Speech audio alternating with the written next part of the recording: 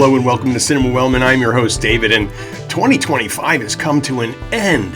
Hard to believe, but another year is over, and it's once again amateur night tonight. If you're going out, please, if you feel the need to go out, be careful. Like, people are going to watch this tonight.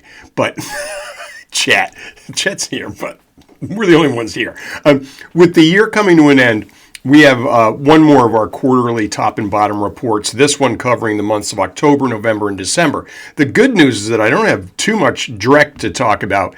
We did end up screening some bombs during this time period, but our recent Which Was Worse, number 10, the holiday one there, the Silent Night, Deadly Night, that eliminated quite a few of the bombs from today's contention. So we only really have 2 bombs to trash before getting to the good stuff, and there's some really good stuff this month. We also have one movie to discuss that I still can't figure it out. I don't know if I liked it, if it was meh, or if I disliked it, so I need your help in making up my mind in case you're feeling adventurous early in 2026.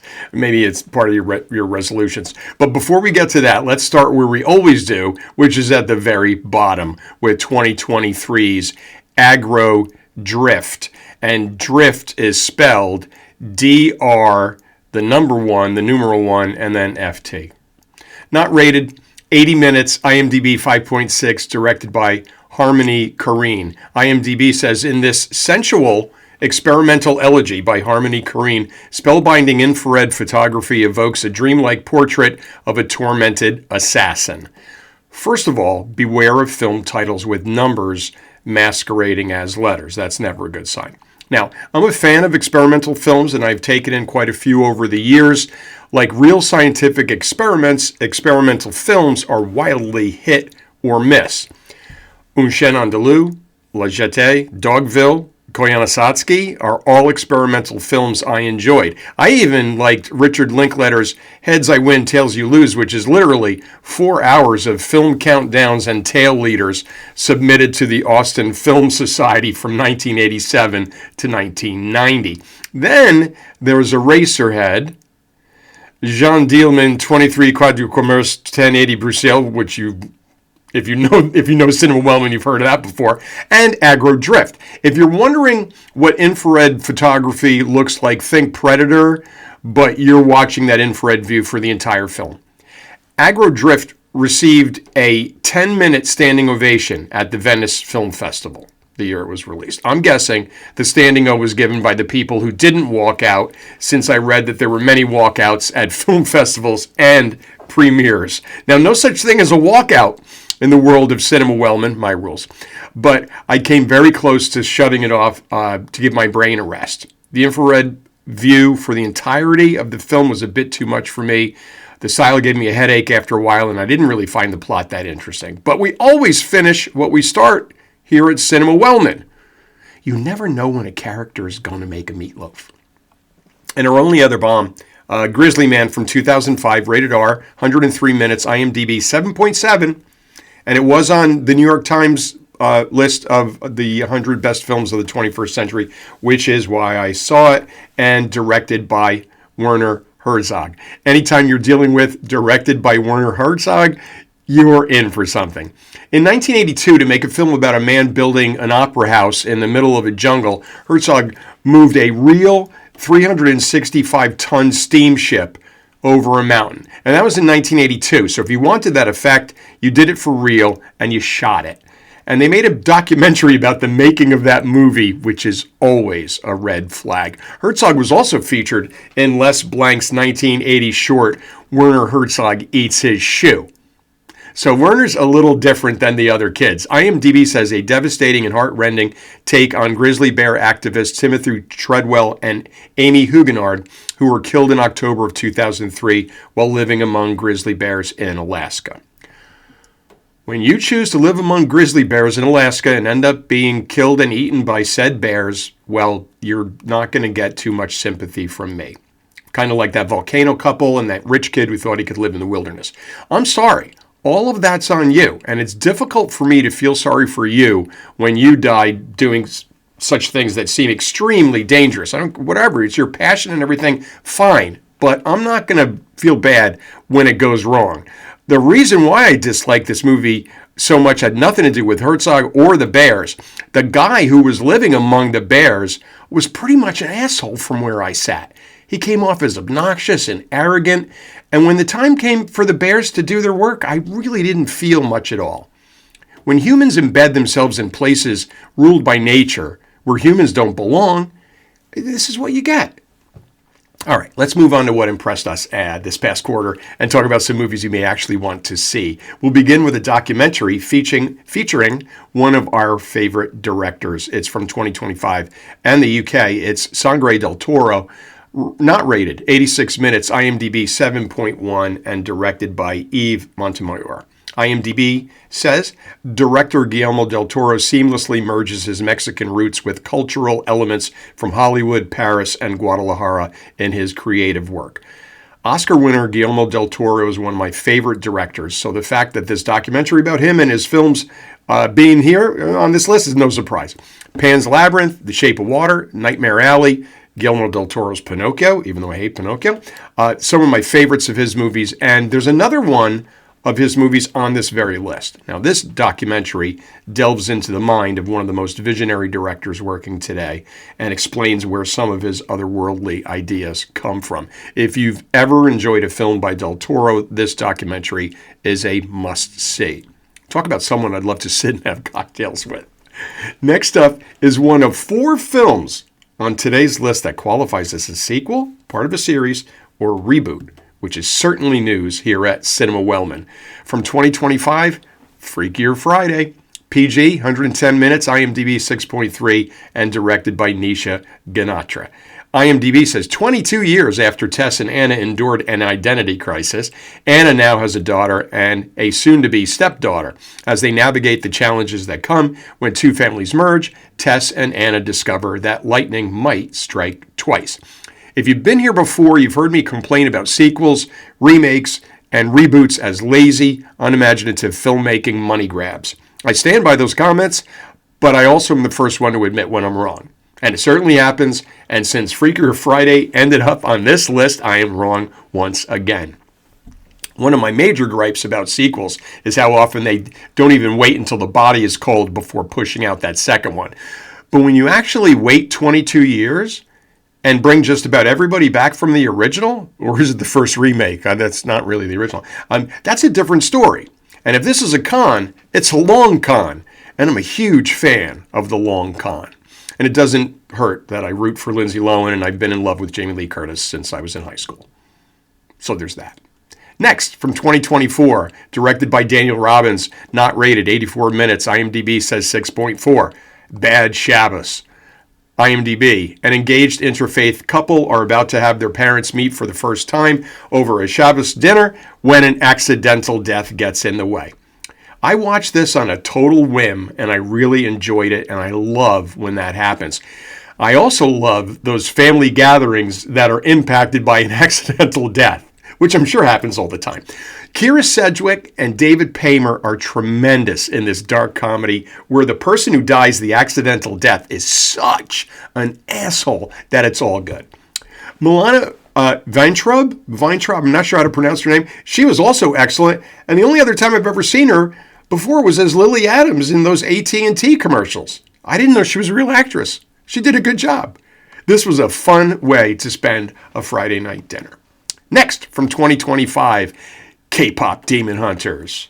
Why not? PG, 95 minutes. IMDb, 7.5. Directed by Chris Applehans and Maggie King. IMDb tells us a world-renowned K-pop girl group balances their lives in the spotlight with their secret identities as demon hunters. I love talking about movies I enjoyed for which I was not the intended demographic, and this is certainly one of those. I realize how popular this movie and its music, how popular it is. It's all everybody's talking about. I also realized that the target audience for this was not 63-year-old straight white guys. I did watch this with a definite member of that target audience, my great niece Bryn, and I was happy to have her along to answer all my questions. A quick shout out to my favorite characters in the movie, Derpy and Sussy, the six-eyed magpie with a plague doctor vibe. Love you, Sussy. This was all good fun. The story, the music, the message, the characters. Give this a shot, especially if you're not sure what all the hype is about. Next up, okay, it's the last episode of 2025, but this is the last time I'm going to mention Jaws this year. So the next film is Jaws at 50, the definitive inside story from 2025, not rated, 88 minutes, IMDb 7.6, directed by Laurent Bozereau. IMDb, a tribute to Jaws, the movie that sparked a lasting fascination with the ocean's most misunderstood predator. Doesn't it make sense that this last episode of 2025 has yet another Jaws-related movie to talk about?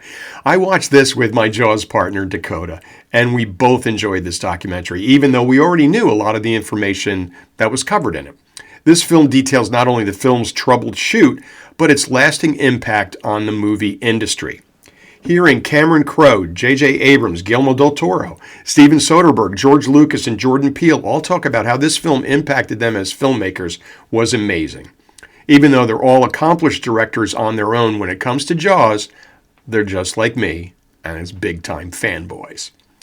Next up is Final Destination Bloodlines. What a series. This is great. 2025, rated R, 110 minutes, IMDb 6.7, directed by Zach Lipovsky and Adam B. Stein. IMDb, plagued by a recurring violent nightmare, a college student returns home to find the one person who can break the cycle and save her family from the horrific fate that inevitably awaits them. We here at Cinema Wellman are huge fans of this series, as you may already know. Final Destination Please, featuring Hannah, Season 3, Episode 19, is one of my favorite episodes in which Janie and I chose our best and worst deaths of each of the series' other installments. We screened this, possibly Final Destination, over Thanksgiving, as Dakota and Vanessa enjoyed our audible reactions from the safety of the kitchen. We are unapologetic here at Cinema Wellman when it comes to our Final Destination love, and this one did not disappoint and had some seriously messy deaths. You're never too young to be hit by a falling piano. Keep that in mind. And a lot of that Dakota and Vanessa heard in the kitchen. Next, a sequel, Troll 2, coming at us from Norway, 2025. Not rated, 105 minutes. IMDb only 5.3. I think the sequel was not as good as the original. Same thing with IMDb. And directed by Roar Uthog. Thank you, Roar. IMDb. Nora, Andreas, and Captain Chris leap back into action when a dangerous new troll awakes. And this time, they'll need more help to take it down. When I want to watch a good troll movie, I look to the Norwegians. I thoroughly enjoyed 2022's Troll and was excited to see there was a sequel. What has happened to me with the sequels? The special effects in both Troll movies are quite excellent, and the filmmakers were very loyal to the Norwegian Troll lore, and I learned a lot about that, which was fun. This is, at heart, a kaiju movie, and everybody knows how I feel about kaiju movies. Next, coming to us from Switzerland, 2024's So Torn, and it's SEW, So Torn, not rated, 100 minutes, IMDb says 6.0, and directed by Freddie McDonald. IMDb, a seamstress gets tangled in her own thread after stealing a briefcase from a drug deal gone bad. In an escalating game of cat and mouse, her different choices lead to drastically different outcomes along the way. And when I'm in the mood for a good comedy thriller, I look to the Swiss. Well, at least in the case of So Torn, that works. Since this film has different outcomes and we are privy to them all, this is kind of like a Swiss Run Lola Run. Eve Connolly's seamstress Barbara is someone we're rooting for from the start, even though she makes some questionable decisions along the way, that's for sure. Barbara's thread wizardry comes into play more than once to thwart the bad guys, and it is a joy to watch. My mom was a seamstress, and I think she would have gotten a kick out of this movie. Next, from 2019 and France, Portrait of a Lady on Fire, rated R, 122 minutes, IMDb 8.0, and directed by Celine Sciamma. IMDb, on an isolated island in Brittany at the end of the 18th century, a female painter is obliged to paint a wedding portrait of a young woman. I missed this film totally when it came out 6 years ago, so I was delighted to see it featured in the New York Times Top 100 Films of the 21st Century, because I knew I'd watch everything that I had missed. I'd like to share the Times blurb with you since it's way better than anything I could write, and it perfectly captures the film. Here we go, and I quote. In Celine Sciamma's quietly piercing historical drama, two 18th century women, the aristocrat Heloise and the artist Marianne, fall secretly in love along the coast of France. But this isn't a typical saga of forbidden desire, and these women suffer no illusions. Though with a deadline hanging over them like a noose, they certainly do suffer. Heloise is promised to a Milanese nobleman. And the closing scene, long after they've parted, is an unshakable, eviscerating display of the aftershocks of social subordination and self-abandonment. Now that's film analysis well done, New York Times. And that closing scene was so beautiful and yet so heartbreaking. This was truly an amazing film. And lastly, from 2025, here's Frankenstein. Rated R, 149 minutes, IMDb 7.5, directed by Guillermo del Toro. IMDb, Dr. Victor Frankenstein, a brilliant but egotistical scientist, brings a creature to life in a monstrous experiment that ultimately leads to the undoing of both the creator and his tragic creation. So we begin with a documentary about friend of Cinema Wellman, Guillermo del Toro, and we end with a film directed by Guillermo del Toro. I realize Mary Shelley's 1818 Gothic novel has been made into an astronomically large number of films over the years. If you count remakes, reboots, core adaptations, loose adaptations, international movies, and parodies, we're talking easily over 100 Frankenstein movies, and that's being conservative. So this is not new territory until Guillermo del Toro gets a hold of it. Then it becomes magical. I certainly haven't seen 100 Frankenstein adjacent movies, but I've seen enough to know how amazing this film is. I've seen Frankenstein movies before, and yet this was like the very first one. Everything about this production was top-notch, from the acting, Oscar Isaac and Jacob Elordi as the Doctor and the Creature. The script was fantastic, the production design, the effects. This was so enjoyable. Here's a quote.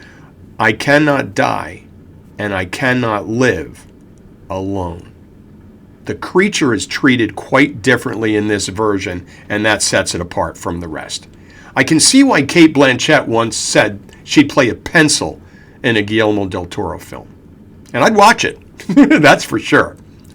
So that's our top 10 and bottom 5 for the last quarter of 2025. We still have one more film to discuss. We'd like your help with it since we can't really decide how we feel about it. It's from 2022. It's rated R, 92 minutes, IMDb 6.2, and directed by Curtis David Harder. And it's called Influencer. IMDb. While struggling on a solo backpacking trip in Thailand, social media influencer Madison meets CW, who travels with ease and shows her a more uninhibited way of living. But CW's interest in her takes a darker turn. So, since I can't make up my mind about this one and encourage you to watch it if you enjoy a mystery thriller and have 92 minutes to kill. So I'm not going to give anything else away. If you do screen it, let me know what you think. I may need to watch it again and tack on the sequel from 2025, which they titled Influencers. I hope they didn't pay too much to come up with that title. Well, that is a wrap for this episode, Season 4 of Cinema Wellman, and the year 2025. How about that? 3 birds, 1 stone. We wish you happiness, good health, and lots of enjoyable movies in 2026. I'm not sure what we have for you next. We have a lot of stuff planned. We just don't know what order we're going to do it in. We'll be back soon with whatever it is. And until then, Happy New Year and take care.